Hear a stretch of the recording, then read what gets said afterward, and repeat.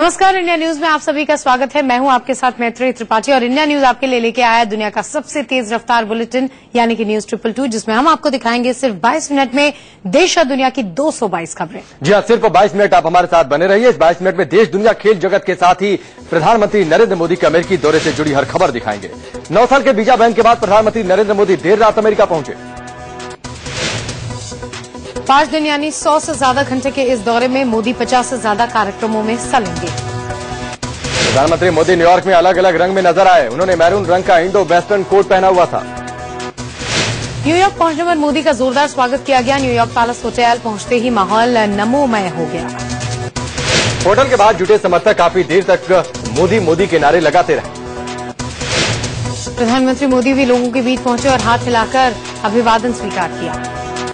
प्रधानमंत्री मोदी ने भी काफी देर तक हाथ हिलाकर लोगों का अभिवादन किया। इस दौरान मोदी मोदी के नारे गूंजते रहे। होटल के बाहर मौजूद लोगों के हाथ में मोदी के पोस्टर थे। लोगों के हाथ में पोस्टर थे और उसमें लिखा हुआ था अमेरिका लव मोदी। प्रधानमंत्री मोदी ने कुछ लोगों से हाथ भी मिलाया। लोगों में मोदी को लेकर जबरदस्त उत्साह दिखा। मोदी प्रोटोकॉल तोड़कर इन लोगों से मिले। लंबी यात्रा करने के बावजूद वो सीधे होटल नहीं गए, बल्कि सड़क के किनारे खड़े लोगों से मिले। इस पूरे सफर के दौरान मोदी लगातार हाथ हिलाकर लोगों का अभिवादन करते रहे।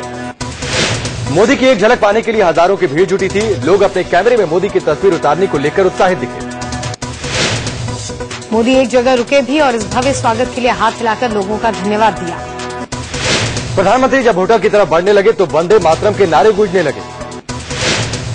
मोदी के स्वागत के लिए भारी संख्या में अमेरिका रहे भारतीय पहुंचे थे। मोदी जितनी देर भी होटल के बाहर थे, सुरक्षा कर्मियों के पसीने छूट गए थे। वो बार बार भीड़ को मैनेज करते दिखाई दिए। करीब 4 मिनट तक प्रधानमंत्री मोदी लोगों के बीच रहे और उनका अभिवादन स्वीकार किया। इसके बाद मोदी सुरक्षा घेरे के साथ होटल के अंदर की ओर बढ़ गए। प्रधानमंत्री मोदी न्यूयॉर्क के न्यूयॉर्क पैलेस में ठहरे हुए हैं। मोदी होटल की 15वीं मंजिल पर रुके हैं। इससे पहले प्रधानमंत्री मोदी कड़ी सुरक्षा के बीच न्यूयॉर्क पैलेस होटल पहुंचे। प्रधानमंत्री मोदी की सुरक्षा में अमेरिकी और भारतीय सुरक्षाकर्मी दोनों लगे हुए हैं। न्यूयॉर्क होटल के बाहर इंडिया न्यूज की टीम भी मौजूद थी। हमने मोदी के स्वागत के लिए आए भारतीयों से बातचीत की। इन लोगों के हाथ में भारत मां की जय के नारे वाले पोस्टर दिखे। पीएम मोदी के आने से पहले ही लोगों ने मोदी मोदी के नारे लगाने शुरू कर दिए थे। लोगों ने मोदी को भारत मां का शेर बताया और नारे लगाए। मोदी के स्वागत के लिए बूढ़े से लेकर जवान और महिलाओं से लेकर बच्चे तक जुटे थे। मोदी की एक झलक पाने के बाद इंडिया न्यूज के कैमरे पर लोगों ने अपनी खुशी जाहिर की। न्यूयॉर्क पैलेस होटल के बाहर मौजूद इंडिया न्यूज की कार्यकारी संपादक शीतल राजपूत ने लोगों से बातचीत की। लोगों में पीएम मोदी की जमकर तारीफ की। लोगों ने उम्मीद जताई कि मोदी के दौरे से दोनों देशों के बीच संबंधों की नई शुरुआत होगी। पीएम मोदी प्रोटोकॉल तोड़कर लंबी यात्रा के बावजूद 2 ब्लॉक चलकर लोगों से मिले। इसके लिए लोगों ने उन्हें धन्यवाद दिया।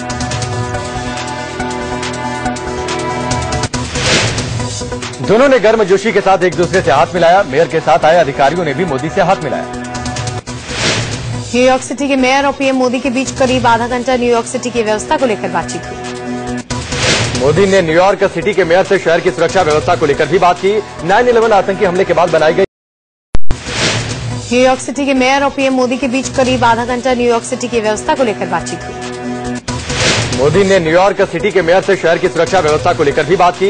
9/11 आतंकी हमले के बाद बनाई गई कड़ी सुरक्षा रणनीति पर भी बातचीत की गई। इस मीटिंग के दौरान एक तरफ पीएम मोदी के साथ आया डेलीगेशन था और दूसरी तरफ मेयर के साथ आए अधिकारी थे। मेयर से मुलाकात के दौरान मोदी हल्के क्रीम कलर का कोट पहने नजर आए। इससे पहले मोदी ने मैरून रंग का कोट पहना था। न्यूयॉर्क में नरेंद्र मोदी ने यूएस नेशनल कैंसर इंस्टीट्यूट के डायरेक्टर और नोबेल पुरस्कार विजेता प्रोफेसर हेरोल्ड से भी मुलाकात की। पीएम मोदी ने हेरोल्ड से कैंसर से निपटने के लिए अमेरिका की रणनीति के बारे में पूछा और भारत के संदर्भ में जरूरी सुझाव मांगे। पीएम नरेंद्र मोदी आज पहली बार संयुक्त राष्ट्र महासभा को संबोधित करेंगे। यूएन में पीएम नरेंद्र मोदी का भाषण खास होगा। वो हिंदी में यूएन महासभा को संबोधित करेंगे। यूएन महासभा में पीएम नरेंद्र मोदी का हिंदी में भाषण करीब 15 मिनट का होगा। खबर है कि पीएम नरेंद्र मोदी यूएन में पाकिस्तान और कश्मीर मुद्दे पर कुछ भी नहीं बोलेंगे। जूनियर स्तर का अधिकारी भारत की तरफ से कश्मीर मुद्दे पर पाकिस्तान का जवाब देगा।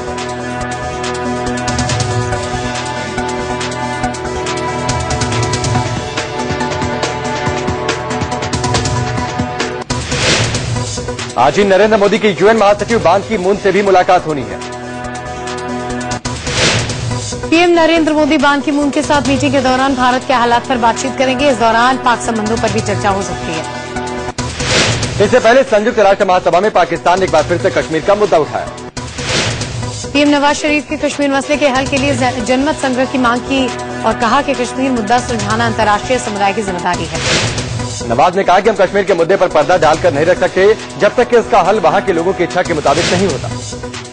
नवाज ने कहा कि कश्मीर के लोगों ने बहुत कुछ झेला है, खासकर महिलाओं पर बहुत जुल्म हुए हैं। कश्मीर के लोगों को न्याय मिलना चाहिए। नवाज ने कहा कि पाकिस्तान बातचीत के जरिए कश्मीर मुद्दे का हल चाहता है। कश्मीर के लोगों के फैसले के अधिकार को हमारा सहयोग और सलाह जारी रहेगा। नवाज शरीफ ने कहा कि भारत ने सेक्रेटरी लेवल की बातचीत रद्द करके एक अच्छा मौका खो दिया। वो सचिव स्तर की बातचीत टूटने से निराश है। इससे पहले नवाज शरीफ ने न्यूयॉर्क में यूएन महासचिव बान की मून से मुलाकात की। बान की मून से मुलाकात के दौरान भारत और पाकिस्तान के द्विपक्षीय संबंधों में सुधार को लेकर बातचीत हुई। आज सबसे पहले पीएम नरेंद्र मोदी 9/11 हमले की जगह पर बने स्मारक पर जाकर शहीदों को श्रद्धांजलि देंगे। नरेंद्र मोदी आज सेंट्रल पार्क में ग्लोबल सिटीजन फेस्टिवल में भाषण भी देने वाले हैं। आज न्यूयॉर्क में नरेंद्र मोदी यूएन सम्मेलन के तहत श्रीलंका, बांग्लादेश और नेपाल के राष्ट्र प्रमुखों से भी मुलाकात करेंगे। 28 सितंबर को पीएम नरेंद्र मोदी का मेडिसन स्क्वायर गार्डन में भाषण है। मेडिसन स्क्वायर में पीएम मोदी भारतीय मूल के करीब 20,000 अमेरिकियों को संबोधित करेंगे। 28 सितंबर को मोदी का अमेरिका में बसे यहूदी समुदाय के प्रतिनिधियों के साथ मुलाकात का कार्यक्रम है। 29 सितंबर को PM Narendra Modi Washington DC में अमेरिकी राष्ट्रपति के खास मेहमान होंगे। पीएम मोदी की अमेरिकी राष्ट्रपति बराक ओबामा की पहली मुलाकात व्हाइट हाउस में निजी डिनर के दौरान होगी। ओबामा पीएम मोदी के सम्मान में भोज देंगे, लेकिन नवरात्र के उपवास की वजह से पीएम कुछ भी नहीं खाएंगे, बस पानी पिएंगे। राष्ट्रपति बराक ओबामा और नरेंद्र मोदी के बीच अहम द्विपक्षीय मुद्दों पर बातचीत होगी। इसके अलावा मौजूदा अंतर्राष्ट्रीय हालात पर भी मंथन होगा। भारत अमेरिका के साथ रक्षा सौदे और आपसी व्यापार बढ़ाने पर बातचीत कर सकता है। उद्योग जगत को इस दौरे से काफी उम्मीदें हैं। मोदी और ओबामा के बीच होने वाली शिखर वार्ता में कई अहम मुद्दों पर करार संभव है। जिन मुद्दों पर करार हो सकता है उनमें ऑनलाइन एजुकेशन, आईआईटी में सहयोग, ऊर्जा संरक्षण सहयोग शामिल है। इसके अलावा अपनी यात्रा के दौरान मोदी पूर्व राष्ट्रपति बिल क्लिंटन और हिलरी क्लिंटन से भी मिलेंगे। मोदी का 3 राज्यों के गवर्नर्स से मुलाकात का भी कार्यक्रम है। इसके अलावा 29 सितंबर को ब्रेकफास्ट मीटिंग के दौरान मोदी गूगल, पेप्सिको जैसी नामी कंपनियों के 11 सीईओ से भी बात करेंगे। 30 सितंबर की सुबह मोदी वॉशिंगटन में लिंकन और मार्टिन लूथर किंग के स्मारक पर भी जाएंगे। इसके अलावा गांधी स्टैच्यू पर भी श्रद्धा सुमन अर्पित करेंगे। मोदी ने अमेरिका यात्रा के दौरान नवरात्र का व्रत रखा हुआ है। ऐसे में हर जगह उनके खाने पीने को लेकर भी खास ध्यान रखा जा रहा है। 30 सितंबर को शाम 6 बजे प्रधानमंत्री नरेंद्र मोदी के स्वदेश लौटने का वक्त तय किया गया है। इससे पहले पीएम मोदी भारतीय समय के अनुसार रात करीब 10 बजे न्यूयॉर्क पहुंचे। मोदी एयर इंडिया के विशेष बोइंग विमान से न्यूयॉर्क के JKF हवाई अड्डे पर उतरे। मोदी जर्मनी के फ्रैंकफर्ट में आराम करने के बाद करीब 9 घंटे की उड़ान भरकर न्यूयॉर्क पहुंचे थे। एयरपोर्ट पर भारतीय दूतावास के अधिकारियों ने प्रधानमंत्री मोदी का स्वागत किया। प्रधानमंत्री मोदी ने कुछ देर रुककर भारतीय दूतावास के अधिकारियों से बातचीत भी की। एयरपोर्ट से प्रधानमंत्री मोदी सीधे न्यूयॉर्क पैलेस होटल के लिए रवाना हो गए। मोदी के काफिले में करीब 10 से ज्यादा गाड़ियां थी। कड़ी सुरक्षा के बीच उनका काफिला निकला। न्यूयॉर्क पैलेस होटल की तरफ जाते हुए मोदी का काफिला तो जाम से भी 2-4 होना पड़ा। कई किलोमीटर लंबे जाम के चलते मोदी का काफिला रिंग रिंग कर आगे बढ़ रहा था। इसी वजह से मोदी देर से होटल पहुंचे। नरेंद्र मोदी की गैर मौजूदगी में सरकार में नंबर 2 राजनाथ सिंह कामकाज देख रहे हैं। गृह मंत्री राजनाथ सिंह नरेंद्र मोदी के अमेरिका से लौटने तक 1 अक्टूबर तक सरकारी कामकाज संभालेंगे। भारत ने पीएम के खिलाफ न्यूयॉर्क की निचली अदालत के समन पर कड़ी प्रतिक्रिया दी है। भारतीय विदेश मंत्रालय के प्रवक्ता सैयद अकबरुद्दीन ने इसे ओछा और दुर्भावनापूर्ण कार्रवाई करार दिया। वहीं अमेरिका ने साफ किया कि प्रधानमंत्री मोदी के खिलाफ निचली अदालत के समन का कोई असर नहीं होगा। अमेरिका के मुताबिक राष्ट्राध्यक्ष होने के नाते मोदी को राजनयिक संरक्षण प्राप्त है, जिसके चलते उनके खिलाफ कानूनी कार्रवाई नहीं हो सकती। 2002 के गुजरात दंगों को लेकर न्यूयॉर्क की निचली अदालत ने मोदी के खिलाफ समन जारी किया था। बीजेपी से गठबंधन टूटने को लेकर शिवसेना प्रमुख उद्धव ठाकरे आज अपनी पहली प्रतिक्रिया दे सकते हैं। मुंबई में आज शिवसेना की रैली है। ये बीजेपी से अलग होने के बाद पार्टी का पहला बड़ा कार्यक्रम होगा। मुंबई में होने वाली इस रैली को उद्धव ठाकरे संबोधित करेंगे। अभी तक इस पूरे घटनाक्रम पर उद्धव ठाकरे ने सीधे कोई प्रतिक्रिया नहीं दी है। हालांकि सामना में बीजेपी पर जरूर हमला किया गया। वहीं बदले सियासी हालात में शिवसेना और एमएनएस के बीच नजदीकियों की सुगबुगाहट है। बीजेपी से गठबंधन टूटने के बाद उद्धव ठाकरे ने एमएनएस सुप्रीमो राज ठाकरे से फोन पर बात की। दरअसल आध्यात्मिक गुरु भय्यू जी महाराज ने सियासी रंजिश बुलाकर दोनों ठाकरे भाइयों को एक साथ आने की अपील की। माना जा रहा है कि दोनों के बीच महाराष्ट्र के मौजूदा सियासी हालात और चुनाव को लेकर बातचीत हुई। हालांकि आधिकारिक तौर पर कहा जा रहा है कि उद्धव ठाकरे ने बीमार चल रहे राज ठाकरे का हालचाल जानने के लिए फोन किया था। सियासी जानकारों का मानना है कि अगर मौजूदा हालात में उद्धव और राज साथ आ जाते हैं तो इससे दोनों को फायदा होगा। बेटे उद्धव ठाकरे को ज्यादा तवज्जो दिए जाने से खफा होकर बाल ठाकरे के समय ही उनके भतीजे राज ठाकरे ने अलग पार्टी बनाई थी। वहीं शिवसेना से समर्थन वापसी के बाद बीजेपी के राष्ट्रीय अध्यक्ष अमित शाह आज पहली बार मुंबई में होंगे। अमित शाह बदले सियासी माहौल में चुनावी तैयारियों की समीक्षा करेंगे और साथ ही नेताओं के साथ बैठक भी करेंगे। महाराष्ट्र में 15 अक्टूबर को होने वाले विधानसभा चुनाव के लिए नामांकन दाखिल करने की आज आखिरी तारीख है। वहीं शिवसेना से नाता तोड़ने के बाद बीजेपी ने 172 उम्मीदवारों की अपनी पहली सूची जारी की। इस सूची में प्रदेश अध्यक्ष देवेंद्र फडणवीस, एकनाथ खड़से और विनोद तावड़े समेत 36 मौजूदा विधायकों के नाम शामिल हैं। बीजेपी अध्यक्ष देवेंद्र फडणवीस नागपुर साउथ वेस्ट से तो एकनाथ खड़से मुक्तसर नगर सीट से मैदान में। गोपीनाथ मुंडे की बेटी पंकजा मुंडे पार्ली विधानसभा सीट से तो विनोद तावड़े बोरीवली से मैदान में होंगे। सूत्रों के मुताबिक बीजेपी छोटी पार्टियों के साथ गठबंधन की पूरी कोशिश कर रही है। महाराष्ट्र बीजेपी के प्रभारी राजीव प्रताप रूडी ने कहा कि सभी सहयोगी दलों का ख्याल रखा जाएगा और वाजिब सीटें दी जाएंगी। वहीं आरपीआई अध्यक्ष रामदास अठावले ने साफ कह दिया कि जो पार्टी ज्यादा सीटें ऑफर करेगी उसके साथ ही आरपीआई जाएगी। गठबंधन को लेकर अठावले आज फैसला लेंगे। वो फिलहाल बीजेपी और शिवसेना के संपर्क में हैं। सूत्रों के मुताबिक अठावले ने गठबंधन के लिए बीजेपी के सामने केंद्र में मंत्री पद की भी शर्त रखी है। महाराष्ट्र बीजेपी के अध्यक्ष देवेंद्र फडणवीस ने एनसीपी और एमएनएस के साथ किसी भी तरह के गठबंधन से इनकार कर दिया। सीएम पद के लिए बड़ा नाम न होने की वजह से बीजेपी महाराष्ट्र में मोदी का चेहरा सामने रखकर चुनाव लड़ेगी। दशहरे के बाद पीएम नरेंद्र मोदी महाराष्ट्र में चुनाव प्रचार कर सकते हैं। बीजेपी के महाराष्ट्र प्रभारी राजीव प्रताप रूडी ने कहा कि पार्टी ने मोदी के अधिक से अधिक रैलियों की योजना बनाई है। वहीं कांग्रेस से नाता तोड़ने के बाद एनसीपी ने भी 121 उम्मीदवारों की अपनी पहली सूची जारी कर दी है। एनसीपी की इस लिस्ट में पूर्व उप मुख्यमंत्री अजित पवार और कद्दावर नेता छगन भुजबल समेत तमाम मंत्रियों के नाम शामिल। एनसीपी के कद्दावर नेता छगन भुजबल येवला तो उनके बेटे पंकज नंदगांव से मैदान में होंगे। चुनावी माहौल में एनसीपी को बड़ा झटका लगा है। एनसीपी कोटे के मंत्री संजय सावकारे बीजेपी में शामिल हो गए। भुसावल से विधायक सावकारे की काफी दिनों से अनदेखी हो रही थी। एक पूर्व विधायक से भी उनकी अनबन थी, लिहाजा उन्होंने बीजेपी का दामन थाम लिया। सूत्रों के हवाले से खबर है कि महाराष्ट्र में कांग्रेस समाजवादी पार्टी के साथ कोई गठबंधन नहीं करेगी। इससे पहले महाराष्ट्र में समाजवादी पार्टी के नेता आबू आजमी ने कहा कि उनकी पार्टी 8 से 10 सीटें चाहती है। एनसीपी के समर्थन वापस लेने के चलते अल्पमत में आई सरकार के मुखिया पृथ्वीराज चौहान ने सीएम पद से इस्तीफा दे दिया। पृथ्वीराज चौहान ने राज्यपाल से मुलाकात की और प्रदेश के मौजूदा राजनीतिक हालात पर जानकारी दी। महाराष्ट्र में नेता विपक्ष एकनाथ खड़से ने राज्यपाल से मुलाकात कर राष्ट्रपति शासन लगाने की मांग की। गुरुवार को एनसीपी ने सरकार से समर्थन वापस लिया था और पार्टी के सारे मंत्रियों ने इस्तीफा दे दिया था। हरियाणा विधानसभा चुनाव के लिए पर्चा भरने की आज आखिरी तारीख है। मतदान 15 अक्टूबर को होगा। शुक्रवार को हरियाणा जनचेतना पार्टी के अध्यक्ष विनोद शर्मा नामांकन के लिए अपने हजारों समर्थकों के साथ पहुंचे। अंबाला में जुलूस के दौरान हरियाणा जनचेतना पार्टी के चुनाव निशान गैस सिलेंडर के साथ हजारों कार्यकर्ता मौजूद थे। विनोद शर्मा ने कहा कि कांग्रेस की लोकसभा चुनाव में जितनी दुर्गति हुई विधानसभा चुनाव में उससे भी ज्यादा होगी। विनोद शर्मा ने यह भी कहा कि चुनाव के नतीजे चाहे जो भी हो, लेकिन वो भविष्य में कभी भी कांग्रेस से संबंध नहीं रखेंगे। इससे पहले हरियाणा जनचेतना पार्टी के अध्यक्ष और पूर्व केंद्रीय मंत्री विनोद शर्मा ने 19 उम्मीदवारों की लिस्ट जारी की। हरियाणा जनहित कांग्रेस के तहत हुए गठबंधन के मुताबिक एचजेसीपी 25 सीटों पर चुनाव लड़ रही है। हरियाणा की कालका सीट से सामाजिक कार्यकर्ता शक्ति रानी शर्मा को हरियाणा जनचेतना पार्टी ने उम्मीदवार बनाया है।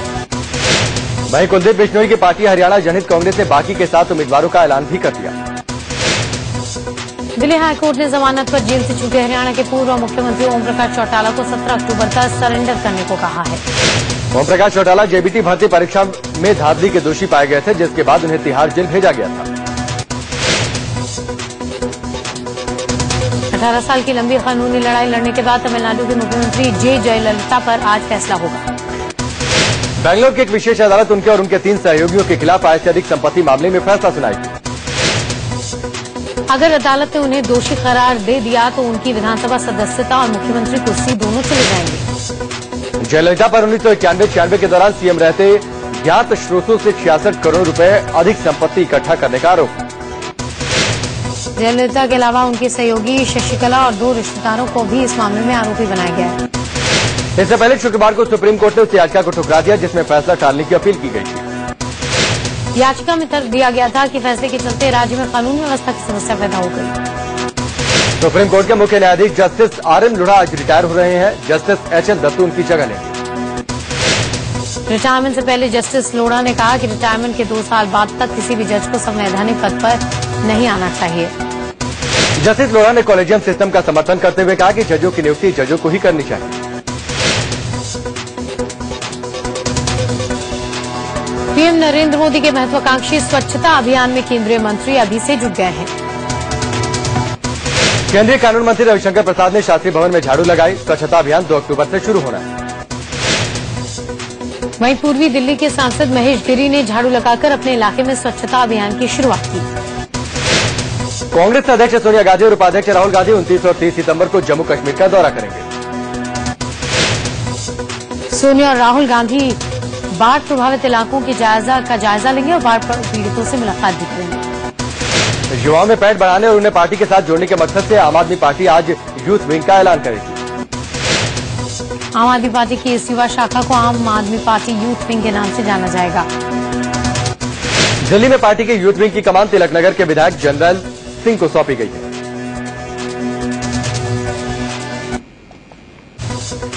दिल्ली में बच्चियों से यौन शोषण मामले में विरोध कर रहे पेरेंट्स और पुलिस के बीच जमकर हाथापाई हुई। दिल्ली के रोहिणी में मेट्रो स्टेशन के बाहर पेरेंट्स प्रदर्शन कर रहे थे। इसी दौरान उनकी पुलिस से झड़प हो गई। गौरतलब है कि दिल्ली के रोहिणी इलाके में एक प्ले स्कूल में 2.5 साल की बच्ची के साथ यौन शोषण का मामला सामने आया था।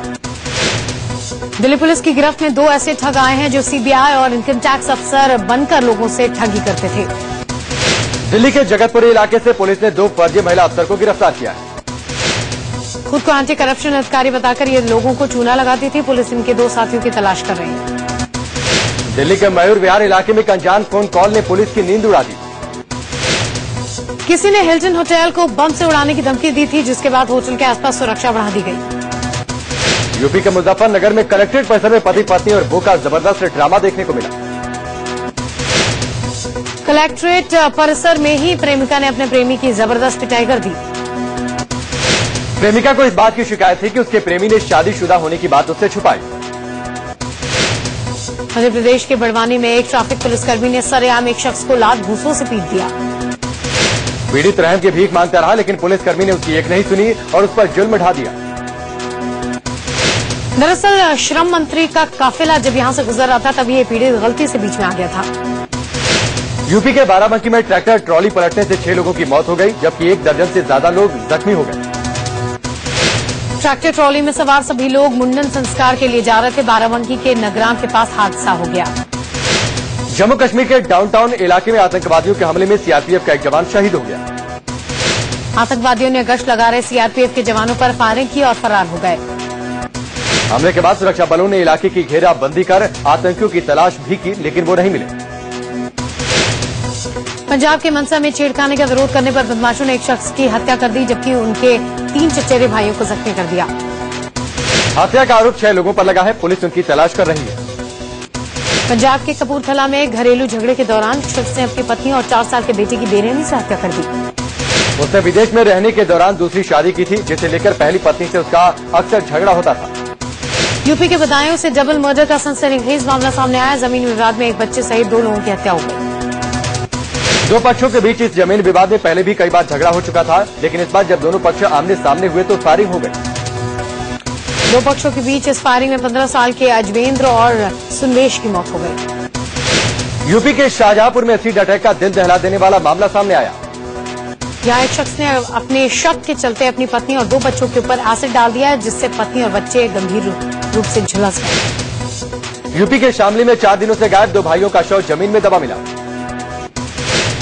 मुंबई से सटे विरार में मुंबई अहमदाबाद हाईवे पर बंद पेटी में एक शव मिलने से सनसनी फैल गई। मृतक एक युवक का चेहरा बुरी तरह से कुचला हुआ है ताकि उसकी पहचान न हो सके। पंचकुला से लव जिहाद का मामला सामने आया। सलमान नाम के शख्स पर एक नाबालिग को बहला फुसलाकर जबरन धर्म परिवर्तन कराने का आरोप है। सलमान पर आरोप है कि वो नाबालिग को मुजफ्फरनगर ले गया, वहां जबरन धर्म परिवर्तन कराकर उसे बेचने की कोशिश भी की। यूपी के मुख्यमंत्री अखिलेश यादव लखनऊ मेट्रो रेल परियोजना के लिए भूमि पूजन करेंगे। भूमि पूजन के साथ ही मेट्रो परियोजना फेज 1 का भी शुभारंभ हो जाएगा। दिल्ली हाईकोर्ट ने एक जनहित याचिका पर सुनवाई करते हुए केंद्र सरकार और चिड़ियाघर के अधिकारियों से जवाब मांगा है। मंगलवार को चिड़ियाघर में टाइगर के हमले में एक लड़की की मौत हो गई।